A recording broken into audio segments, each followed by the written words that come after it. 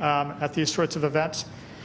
We're seeing activity worldwide, literally every part of the world, from Africa, Europe, Asia, and the Americas, activity in smart cities. So it's clearly become a very popular topic. Different cities are trying to do different things, different objectives. We're seeing different business models that apply. We're seeing different funding models in terms of how cities are funding these. And we're also seeing different situations as regards the city doing it themselves or cities working with carriers. So a very interesting topic, and I think we're moving forward. Different parts of the world will have different formulas that work, and we're going to explore some of that in this next session. Joining me to talk about this topic, I think we've got a great team here. Vijay Sammeta, who's the CIO for the City of San Jose. We've got Dave Wright from Ruckus Wireless is joining, Chris Spencer from Global Reach, and Miguel, who we've already heard from the City and County of San Francisco, who's the acting CIO.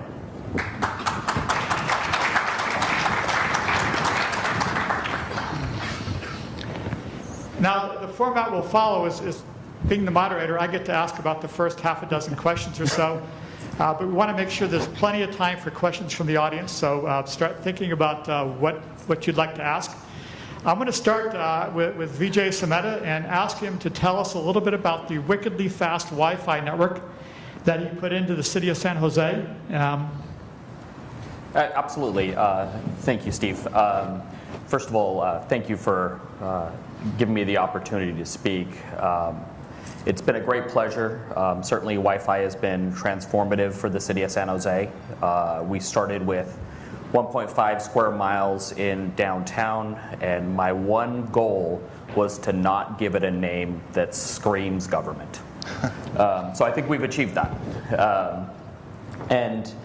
As we've gone through that, we've done about 1.5 square miles in downtown. We've expanded to our airport and our convention center, which is in the footprint of downtown, all fiber connected on the same network and provide seamless access from all three venues.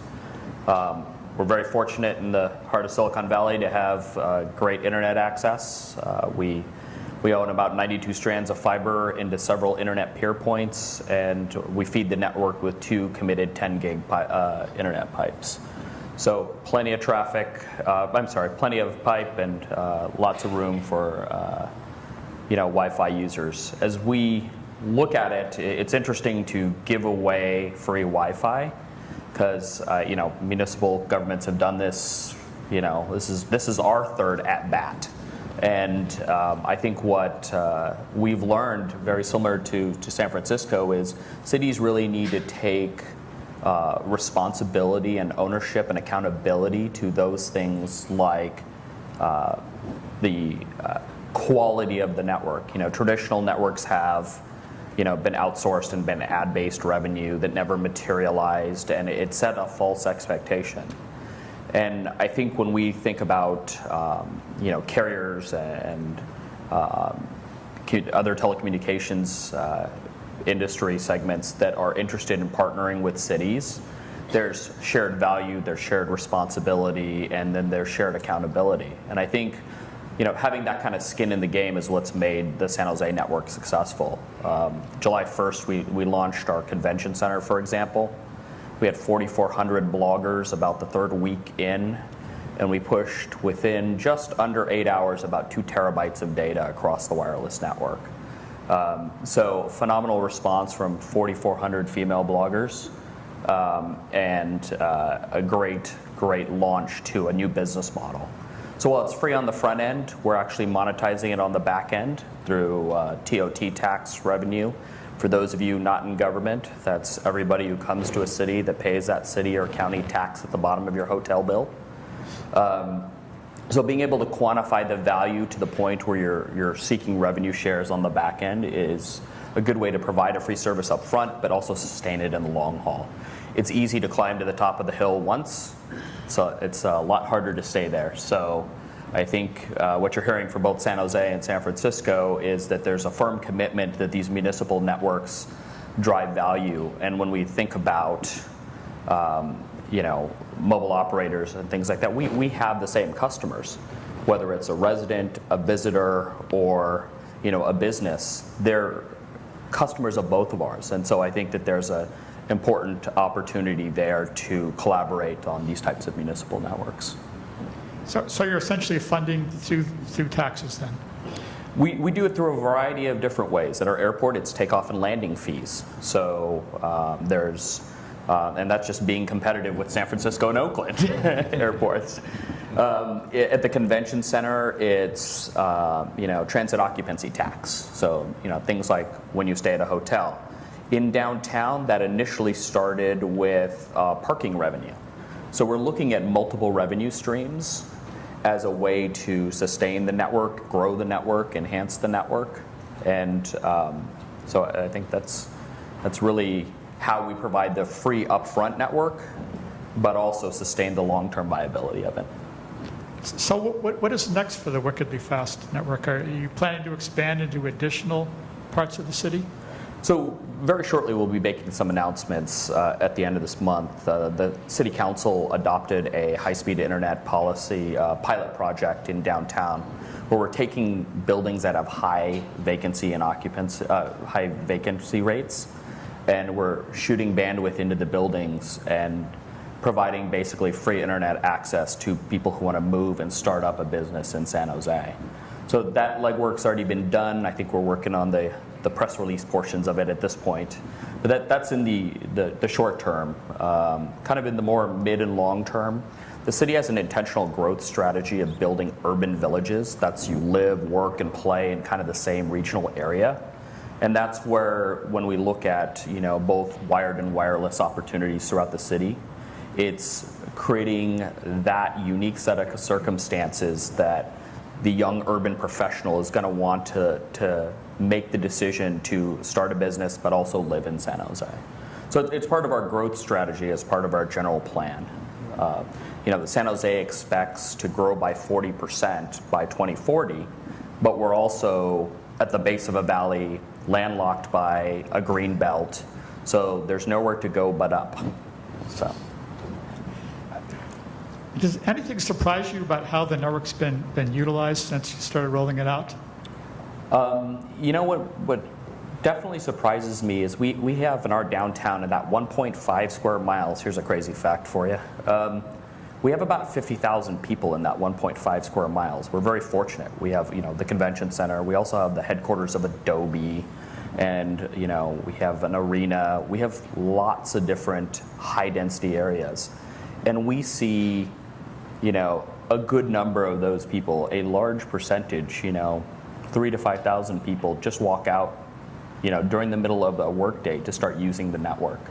And it's those types of things, or I should say 3,000 to 5,000 mobile devices. So we are in Silicon Valley. There's probably 3 attached to every single person that walks out the door. But that's the thing that's really kind of surprised me, and I would expect it to taper off in the evenings.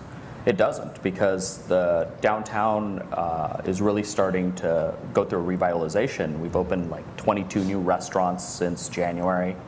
We've had a number of new businesses start in downtown, and we're seeing the nightlife continue to use the wireless network kind of beyond the normal traditional, I'm going to come into downtown and then leave once the workday is over. So that's been certainly surprising. So very good for business, very good for tourism then? Yep. Okay. One of the questions, obviously, given that this is very much a carrier-centric forum, is as you look at the whole smart city opportunity, in the case of San Jose, you're building the network yourself, but what is the opportunity for carriers to work on smart city projects? Well, I think in any of these types of network deployments, and I'm sure there's carriers here who get very frustrated with trying to work with government. There is some shared value there, and certainly from a site acquisition perspective, it's great to work with cities from the perspective they own street lights and poles and buildings that have high points throughout the urban landscape. And then on the other side, from the carrier perspective, value to the city is most of those municipal networks that have failed in the past have had a lot of issues with maintenance and operations of the network. And I think if you look at those two in combination, there's a powerful, powerful opportunity there to expand and grow municipal networks with that kind of shared sense of purpose. So, okay, I'm curious, Miguel, the same question from the point of view of the city of San Francisco. How could you see carriers working more closely with municipalities to advance smart city initiatives? Well, I think that the statements about the rights of way are just as critical in San Francisco. I think there's lots of tall buildings, but there are only one set of streets. And so we have a lot of opportunity to partner on the use and monetization even of fiber network. Wi-Fi can be used for offloading traffic. I think there are a lot of opportunities that are mutually beneficial, frankly, because the city has quite a bit of infrastructure that may go unused otherwise, because we build it out primarily for public safety reasons and things like that. And as technology has evolved, the capacities have changed. The way we're able to use our fiber network has changed, and so not in all cases, but in some, we find that we have excess capacity. And so the ability to do two things, which is to monetize that, to offset some of the costs we have around municipal broadband expansion, but then also to help the carriers deliver better and better service to our citizens, is in our interest also, for completely different reasons. Excellent.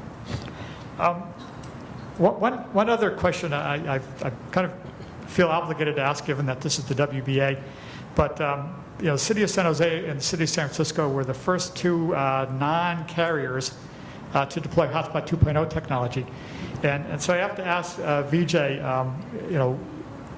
your thoughts on enabling your network for Hotspot 2.0. What were you looking to accomplish with that? Reduce my roaming charges when I'm overseas. I'm kidding. No, I think as we look at the way kind of technology has transformed, I mean, when you think about the telephone used to exist at your house, and you had to be there when the phone rang, and everyone got excited when it could be in 2 rooms. Then cell phones came out, and then we started disaggregating the phone number from even carriers and things like that. As we start to see that evolution, that's the phone's just going to become another app, right? I mean, look at Ruckus Wireless and what they're doing with Wi-Fi and phones, and other, Pinger's another, company that does those types of voice-based applications. As we look at that, the opportunities for cities to collaborate on that type of stuff, it's less about competition and more about cooperation between cities. It's good for tourism, it's good for security. It's nice to know I can go to San Francisco or London and simply attach to the wireless network securely and continue to stay connected. Mm-hmm. And as we, as I get a new MacBook Air and a new cell phone, there's also lots of low-end devices being sold at the same time. And I think as we think about the digital divide and those types of opportunities, it's just got to be simple, and you've just got to be able to connect. And I think that's really what Hotspot 2.0 is, and I'm certainly pleased that San Jose and San Francisco were able to be the first, and look forward to it growing, because I think the opportunity is so great. What made the internet great, what made commerce great, is that type of collaboration and cooperation. And I think Hotspot 2.0 is really just the extension of that for everything from, tourism and other opportunities. So. Now, I mean, so far you have a roaming relationship with the City of San Francisco, obviously, and then the Thames River project that Chris will talk about a little bit more. Yep. I'm sure other cities will be added. But the logical question, I guess, is given the city has some very desirable footprint, does it make sense for the City of San Jose to also roam with service providers like mobile operators and cable operators that might see value in the footprint that the city has? At the risk of making a statement my attorneys may disagree with, at the end of the day, those customers are your customers as well as mine. And if we offer free Wi-Fi, my contention is, why don't we just make it easier for people to get online? Why do they just need to go through a few extra hoops to connect to my network? Right. I offer it free anyways. I provide a high quality, reliable network. Why do I need to put a couple of extra steps? Why don't I, as somebody who provides that service, enter into a roaming agreement where they can just seamlessly connect? So I think it's the roaming and the word agreement, I think, freaks out attorneys. But I think when you look past what the word agreement and look at what the opportunity is, we all service the same set of customers. And why wouldn't I make it easier for them to get online? I guess taking it sort of in a different direction, I mean, anywhere you go in a city, you turn on your iPhone, you look at the network picker, there's 75 SSIDs, but you probably can't connect to hardly any of them. At some point, does it make sense to also potentially look at roaming with other businesses in the San Jose area, hotels, restaurants, coffee shops, that also have footprint intermixed with yours? So I think, taking that shared concept of we have the same customers, our convention center has 2 hotels bookending it, which if you look at the opportunity there, why wouldn't we have a roaming agreement with those 2 hotels that begins when you land at our airport? And what value can their mobile application that has, that is Passpoint certified and, can participate in our network, and what value does it provide to them when they land at our airport? And providing a highly customized experience and using kind of Hotspot 2.0 beyond the normal, okay, I've attached to the network and I've made that seamless. The real value proposition for those hotels is to provide a highly customized experience. Why wouldn't a city want to have that? Because your opportunity is to say, I went to San Jose or San Francisco, and when I hit Market Street or I landed at the San Jose airport and then I went to my hotel, hello, Mr. Sammeta, welcome, before I'd said another word. I mean, I think that's what we all kind of strive for, is that kind of white glove service, right? I mean, certainly whether you're in the private space or the public sector, a highly customized experience. The nameless, faceless government isn't what we all want, right? So I think there's opportunities there, and we see the value of having those partnerships with those hotels. They're on our property. They're attached to our convention center. So that opportunity to then extend that into our downtown to drive economic impact. I mean, no offense to the hotels, we don't want them to go upstairs at the end of their conference. And the thing that is the greatest part of the convention center is you don't have to go outside if you want to go between your hotel and the convention center. The downside of that is you don't have to go outside in order to get back to your hotel room.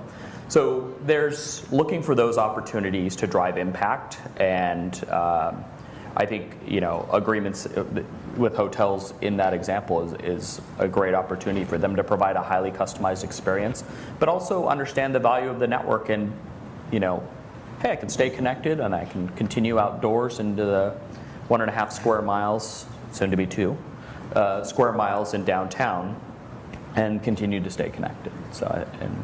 Sounds good. I guess, Miguel, I'd probably like to ask you to get your thoughts as well on, you're roaming with the City of San Jose already. What about roaming with hotels and coffee shops, et cetera, in the city, as well as potentially roaming with service providers, cable operators, mobile operators? Generally speaking, you've hit directly on what is the developing strategy for us for Wi-Fi. In my talk earlier, I showed the hashtag SF Wi-Fi SSID, and that's more than just an SSID for us. It's a brand, and it's particularly with Hotspot 2.0. The strategy, the opportunity is to. What I always tell people is I don't want to put good Wi-Fi on top of perfectly good Wi-Fi. So rather than compete for the airspace, we should be collaborating, and Passpoint Hotspot 2.0 helps us have those conversations with certain entities that we otherwise couldn't, right? I'm going to go out on a limb here and say that the hotels probably aren't going to change their SSID to hashtag SF Wi-Fi, But what they may do is enable a Hotspot 2.0 roaming agreement so that the user experience is improved. And that's really the cornerstone of what we're doing with our Wi-Fi strategy, and all of our investments are laser focused on the user experience. And so this type of partnership agreement, whether it be with carriers or hotels or restaurants or large sporting venues in San Francisco, all of those things all go towards improving that user experience, which is, at the end of the day, that's from the city government public service perspective, that's my mantra. My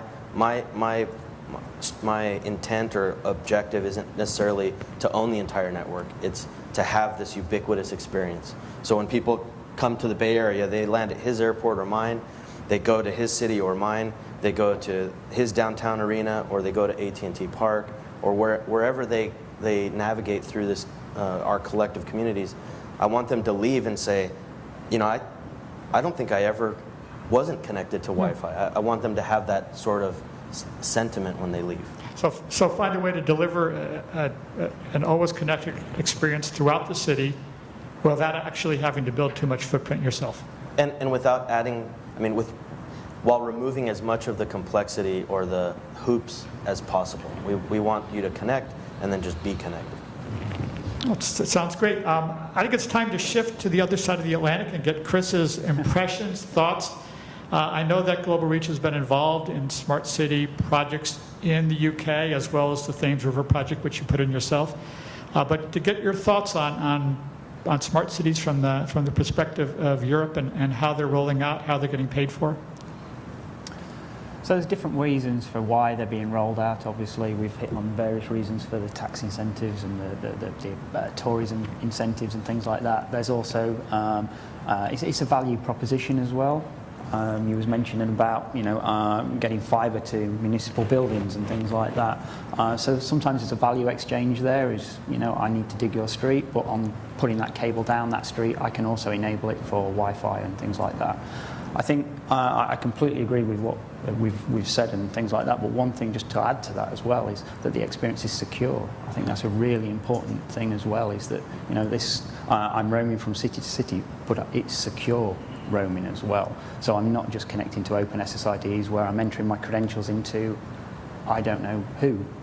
I've got that. So that's just one of the things that I just thought would be on top of that. But, so we run numerous cities for our various partners in Europe, and they're all interested in this kind of smart connected approach.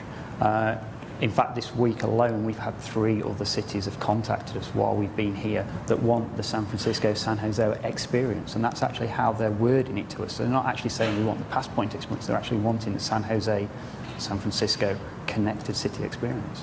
Actually, it might be worthwhile if you explained your part in the city of San Francisco, city of San Jose roaming relationship. Okay, so Global Reach have a platform, a cloud-based platform called Odysseus, and Odysseus allows the hotspot profiles to be created.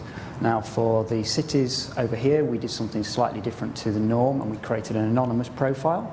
So if I'm in San Francisco and I walk down Market Street, I can connect to the open SSID, and they're redirected to a captive portal that is delivered by Odysseus. If we detect that that phone or that mobile device is a smart device and can support Passpoint, we direct them to download the profile.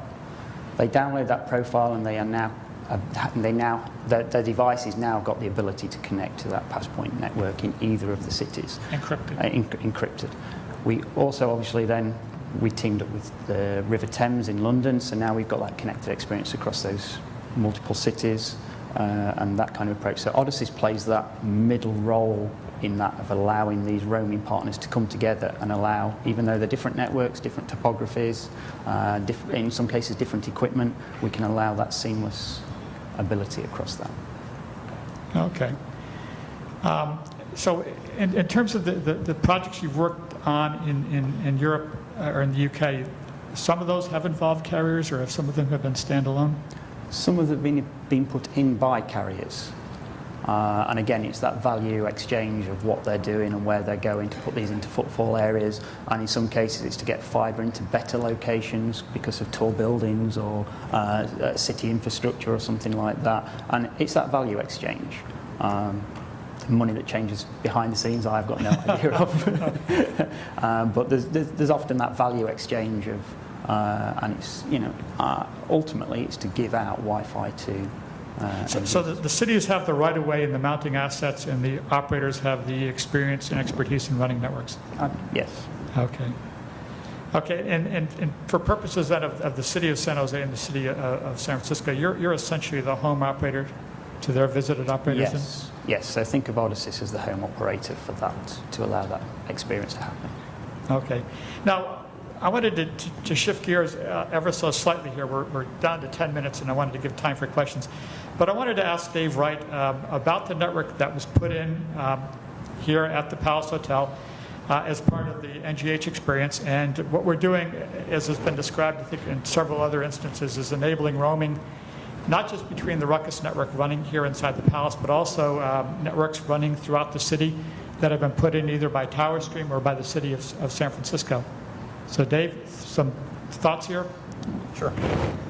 So we're trying to build upon what was done in the past with previous NGH experiences. And so when I think Bruno and Steve and I started talking about this back in July, we thought, well, we've done this great project with the cities of San Francisco and the city of San Jose. How can we leverage that? The conference is obviously going to be here. We'd love to use the great network that's along Market Street.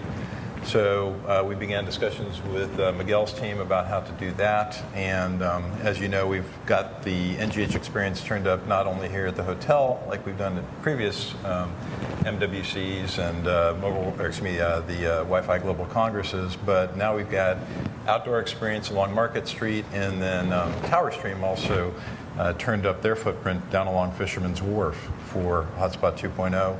We've got 20 of the operators in the Wireless Broadband Alliance who are participating in this NGH experience. So all of those realms have been turned up across all three of the footprints here at the Palace, Market Street, and Fisherman's Wharf. 3 different Wi-Fi operators, 20 different backends. And I'd say the other thing, and it's on the roaming side, we've got Global Reach involved, BSG has been involved, Accurus has been involved. So it's really, I think we've just taken it, frankly, to another level. Another differentiator would be the fact that we have production backends that we're linking into. So just not to name everybody's name, but we're honoring production Boingo credentials, and we're doing some interesting things with some of the mobile operators in terms of honoring their SIM credentials. And this is not just test credentials, these are actual valid production credentials. When we turned up the service along Miguel's footprint on Friday, working with his team, we just immediately started seeing all these people, I should say devices to Vijay's point. So we started seeing all these devices connecting along Market Street using, so this was subscribers of a US-based operator with readily accessible credentials, to the point where, as of today, we've passed approximately 14 gigabytes of traffic through that network. For the subscribers of that one particular operator, and the number of users who have taken advantage of that service, or the number of subscribers of that operator, are many thousands. So I think we're just proving something a little bit different here. Yeah, I think the NGH experience here, what makes it so interesting for me is that I think it might be an indication of where the future is going, because we're seeing a roaming relationship between a hotel, a municipal network, and a service provider, all providing footprint, all enabling people at the WBA event to seamlessly roam on to different networks belonging to different parties. So it's Hotspot 2.0 definitely looks like a technology that's not just for carriers, but there has to be opportunities to look for ways to roam with people that have very desirable footprint. Now, I don't want to take up the entire 45 minutes with questions, my own questions. We've got about 6 or 7 minutes left. I'd like to know if we have any questions from the audience. And I think we have a roaming microphone here. Passpoint enabled? Yep. You beat me to that. Thank you very much. Very informative.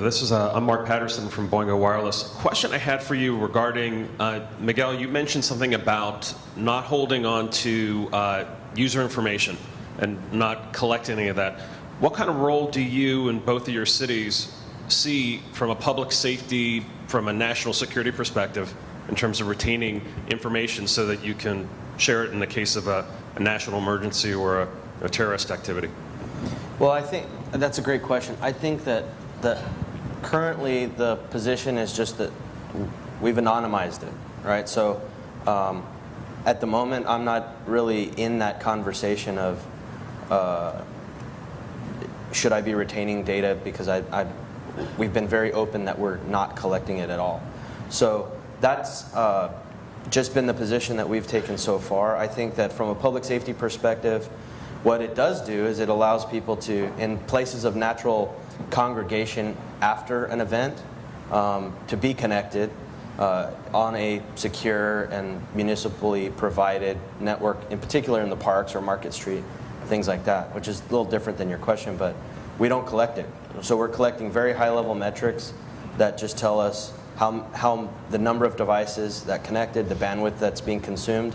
So, and all of that data that we're collecting so far is for the purpose of performance monitoring and tweaking, so that we can continue to increase our throughputs or manage that performance piece. That's the extent of our data use. Yeah, and we're very similar, and I think when we think about the security around Hotspot 2.0, you know, I think there's this desire to have the confidence that when you're connecting to the network that the cities aren't collecting this data. And so as we started this journey together, and thank you, Chris, for, you know, being the preacher in our marriage, you know, we stayed very committed to the concept of, while we're providing privacy through encryption, that we should also do the same thing with the data that we collect. And so as it stands today, you know, cities have crazy requirements for retention of data and things like that. And we're fairly confident the NSA has all that data anyways. So we're confident that there's other sources available for that data should we not be able to provide it. So. We had a question up front. Okay. Yeah, hi, Randall Schwartz from Wireless 2020. There are a number of operators who are committed to a strategy of building out large Wi-Fi networks in central business districts in U.S. cities. If so, it's possible maybe they did come to you, but if someone had come to you, I think the strategy is the same, you know, to have a well-connected city with high-speed data available almost universally throughout the city. If someone had come to you, would you have still undertaken building your own network, or would you have worked in partnership with them, or you would rather the city own that than a private entity owning that? So, you know, if a private operator had come to you first, would you still have undertaken the project? I'll ask that both for San Francisco and San Jose. I think that it depends on the rules of engagement, right? So, particularly in major corridors and parks and public spaces, it's the domain that we own, and so I think we have a more clear duty to deliver service in those areas. I think partnering with carriers or service providers is a little bit it's a little bit challenging sometimes, because their interests are often different than ours. And so it's not so much that I feel like I have to own it. It's that, for example, this data collection question we just responded to, that is what the city's position is on data, that the user experience needs to be secure and of high quality but anonymous. And if we're going to enter into a partnering agreement, I need to know that the service provider is committed to those same objectives. So I don't think it's a technical problem. In fact, 99% of solving all of these issues are not technical. They're relationship, they're differing priorities, they're managing expectations. So if they come to me, I will entertain any conversation, but there are some rules that I have to live within, and so it's going to require, ironically, I think, more flexibility on their side than on ours. So yeah, and I'd echo those statements. I think we can all agree that having access points sitting right next to each other isn't a good idea from 10 different providers, and that's the Global Reach's vision, as well as the whole promise of Hotspot 2.0. And I think who owns it is less important now that Passpoint and Global Reach's services are available. But as Miguel said, that the what is important to us, we need to come to a mutual agreement, I think, with the carrier and the opportunity that's in front of us. But certainly, I don't think either one of us has that big of an ego that we need to own it all. And certainly, I think there's shared value in moving forward with carriers. So I think it's just, working out the fine points. So. Okay, I think we have time for one last question. There's one back there. Hi, my name is Reza Al-Kravi from Verizon. In continuation of the same question, would you consider a operator SSID such as Verizon SSID or AT&T SSID in your network for their contribution to the build-up of the network, basically financial contribution, considering that our customer use and chew up as much capacity as their number, 40% of that capacity is used by them anyways. So would you consider us paying 40% for 40% of bandwidth in that network? I would ask the question back. I would say, would you consider broadcasting #SF Wi-Fi on all of your networks in my city? Probably not. That goes, and Well, I mean, if you asked the question, so well, it's a fair let me response. follow up with that.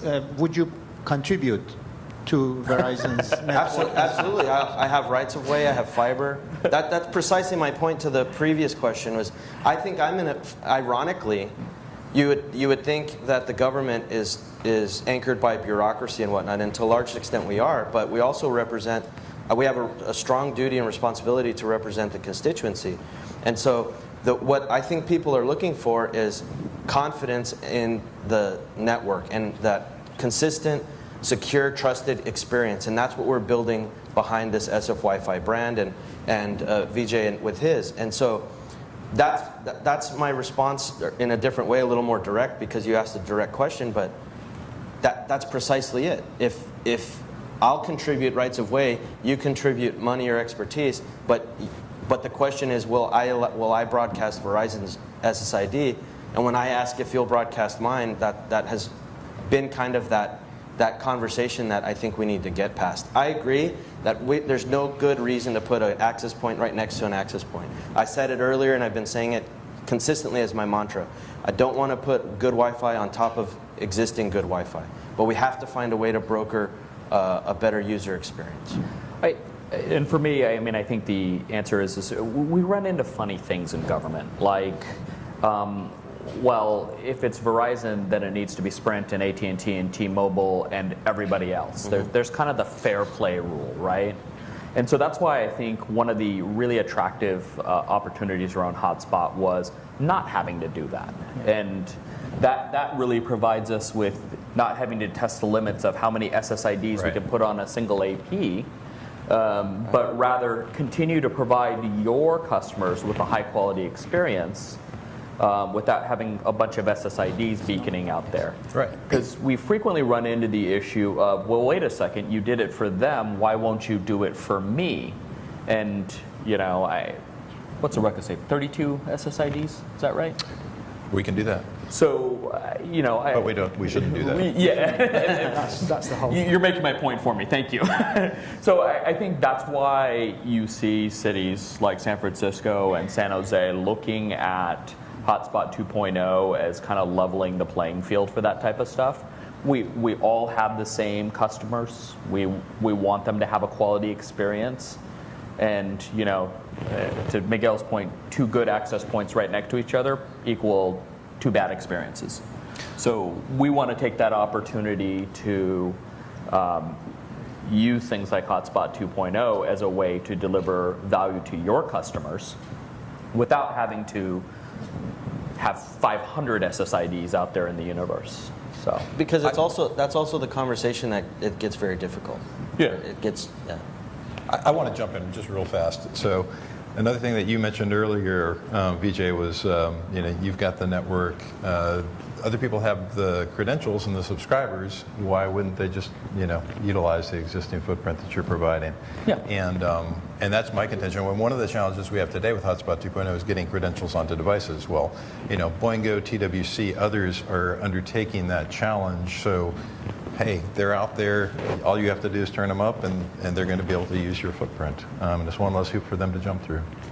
yeah, I mean, at the end of the day, I boil it down to that very simple piece. If you're a Verizon customer and you see the city's network, and you have to press a couple of buttons, go look at your Wi-Fi list, why wouldn't we just make that easier and just have you automatically seamlessly connect and spend money in each one of our cities as well? So I couldn't have said it better. And with that, we're going to go ahead and end this session.